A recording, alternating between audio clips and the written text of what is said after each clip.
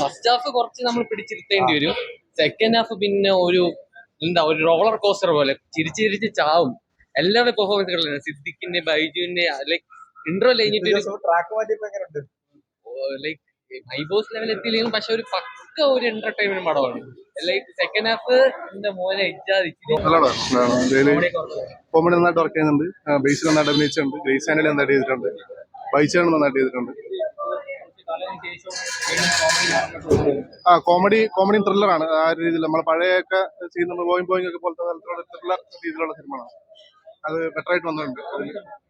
കേട്ടില്ല, പെർഫോമൻസ് നല്ല പെർഫോമൻസ് ആണ്. അതിൽ ഗ്രേസ് ആന്റണിയുടെ നല്ല പെർഫോമൻസ് ആണ്.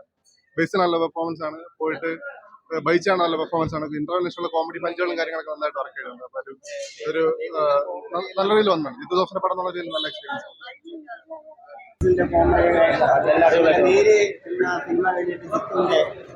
ജിത്തു ജോസഫിന്റെ ആദ്യമായിട്ട് ഒരു കോമഡി പടം നല്ലൊരു വർക്കൗട്ട് ആയിട്ടുണ്ട്.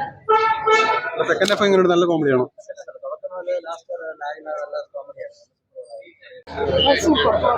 കോമഡിയുണ്ട്, സസ്പെൻസ് ഉണ്ട്.